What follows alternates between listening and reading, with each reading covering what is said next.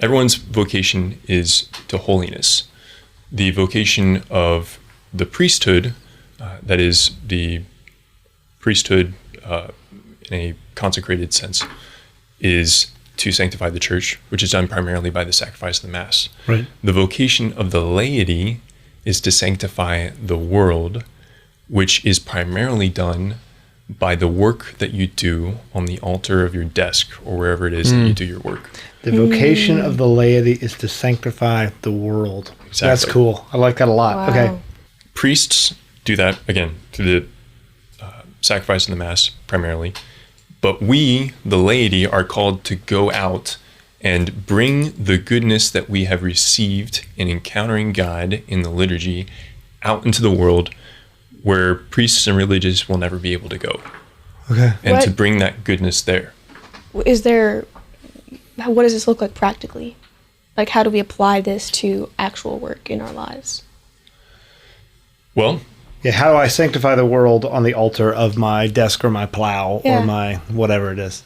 I say a quick Hail Mary every time that I sit down to work, asking God to use my labor for his glory. And in fact, there is a partial indulgence every time that you do work for the sake of God's glory. You can offer Regardless that, of the work. regardless of the work, you can offer that for the souls in purgatory. It's not a plenary indulgence, but it is a partial indulgence. So whenever you're doing something that's really hard that you don't want to do, you can offer that as a sacrifice. And then in the Mass, liturgically, we take that in the collection of money that happens. Where did you earn that money? By the work that you did. So you're bringing back the fruits of your labors, which then purchases the bread and the wine that are consecrated at Mass.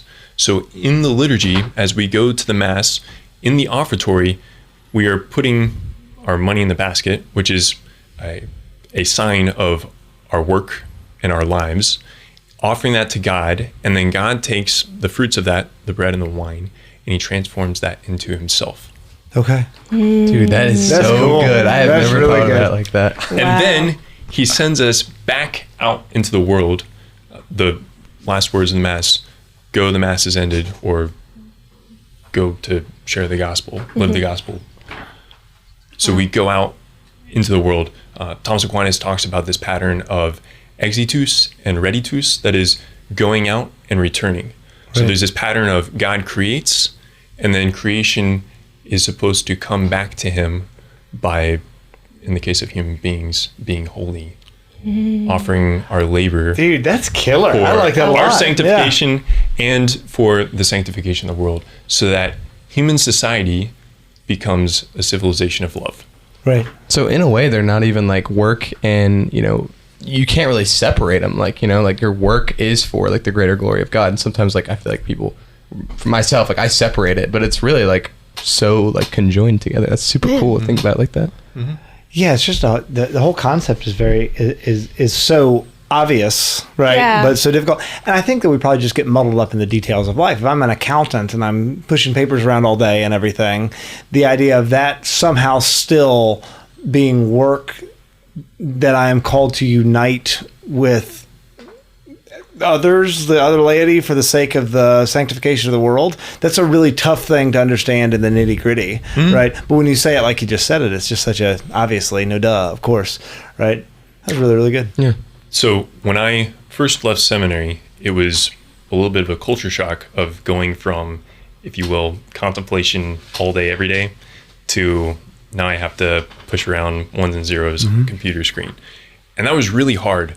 And the psalm that was my prayer, because I've been praying the Psalms 5 times a day, every day for 4 or 5 years, was, there by the rivers of Babylon we sat and wept. On the poplars that grew there we hung up our harps. For it was there that they asked us, our captors, for songs, our oppressors for joy.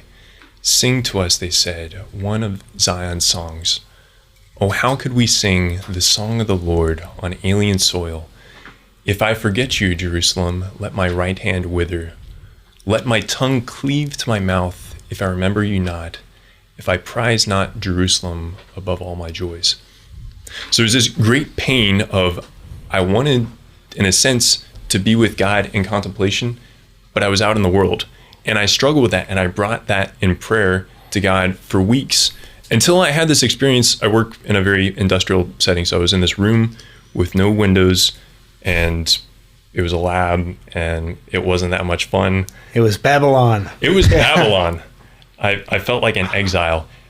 But in that desire to bring contemplation into my work, to bring the fruits of the Mass into my work, I finally began to experience myself being in communion with God in the midst of very ordinary work, so that work could actually become a prayer. And I was dumbfounded by the fact that I had encountered God in the midst of boring, laborious, ordinary work. Whoa, hey guys, thanks for making it to the end of this video. It seems like you really enjoyed it, so you should go check out the full episode of Honest to God, where we dive into this topic even more. And if you really enjoyed it, then drop us a like, subscribe, and ring the little bell so that you never miss an Honest to God episode or an episode of anything that we produce.